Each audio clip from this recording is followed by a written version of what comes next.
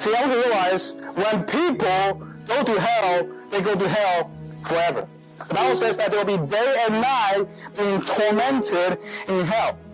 And if thy hand offend thee, cut it off.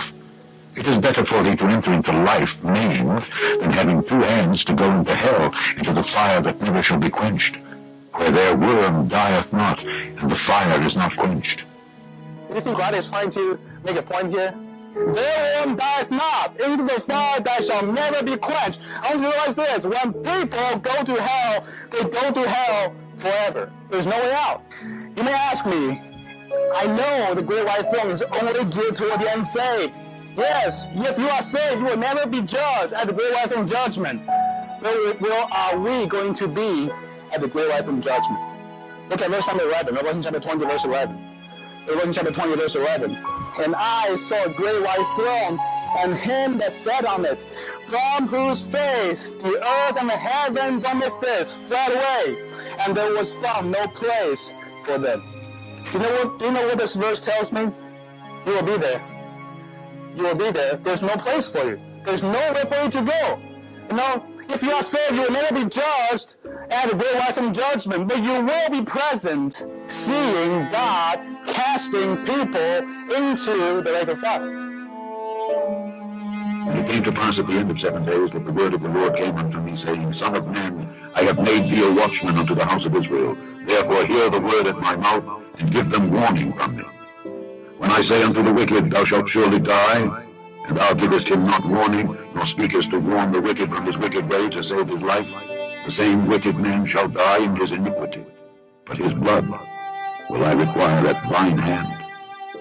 This passage is talking about a physical salvation, but we can make a spiritual application. Now, sometimes we are just need to warn people about there is a hell. You see, God has made us a watchman. We've seen the sword coming. We've seen the judgment coming. If you are doing nothing, their blood will be on your hand. Sometimes I want to call Soulwinning soul warning. You see, I'm okay. I'm okay with people going to hell if they've heard a clear presentation of the gospel and they choose to reject it. See, their blood is on their hand. But I can't go to sleep tonight knowing if I could just open my mouth, that person could be saved. Sometimes we need to get the soul back in soul winning. Even if we have nobody saved yesterday, even if we have nobody saved every time when we go soul winning, at least we give them a chance. At least we give them warning. See, God made us, each one of us believers, a watchman to warn the lost. The thing I want to do at the great white throne judgment is to tell them, your blood be upon your hand. I'm clean. I cease not to teach and preach the gospel. Your blood be upon your hand. You see, the last thing I want to see is my mom, my dad, my so-called friends being cast into the lake of fire in front of my own eyes. And I know sometimes if I just open my mouth, that person could be saved.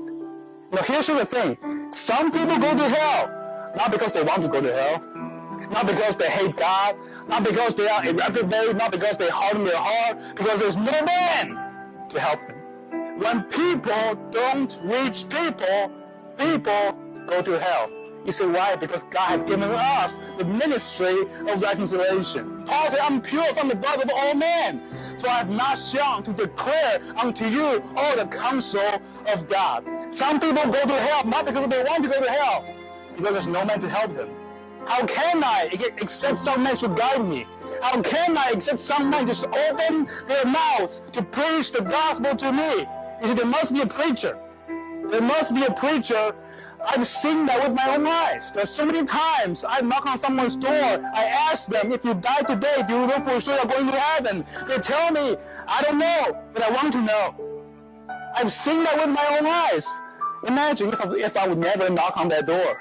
That person wants to get saved. They are searching, they are looking, but there's no man to help them.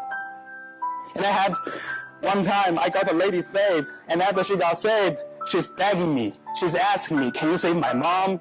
Can you save my daughter? There are people who want to be saved, but there's no man to help them. God had made us, every single Christian, a watchman. God had given us the duty. God had entrusted us with the gospel. You see, the last thing I want to see at the great white throne judgment is to see my friends being dead, standing before God, staring at me, telling me, Justin, you know that's coming. Why don't you tell me? You see, the matter of fact is, some people go to hell, not because they want to go to hell, not because they hate God, because there's simply no man. There's no people to tell them about Jesus. And you say, what am I going to do if Soulwinning becomes illegal? What am I going to do if the police arrest you? I'm going to go Soulwinning. You know, we don't need a permit to go Soulwinning. We got it right here. Jack House said we got a permission by the commission. You see, you have to put the big penalty on soulwinners. You know what I'm going to do? I'm going to communicate someone. Just think about this. If you can spare your physical life, if I can spare my physical life to spare someone's eternity in hell, I can do it any day of the week. True mission starts from where you are at. True mission starts from your neighborhood, your family, your school, your workforce. And then eventually we reach the ultimate part of the earth. But true mission starts from you. See, the Bible says, if our gospel be heard, it is heard to them that are lost. You see, I don't want to see my family being cast into hell. I don't want to see my friends, my mom being cast into hell. But the truth is, you will be there. You will be there. What are you doing with your life today? If our gospel be heard, it is heard to them that are lost.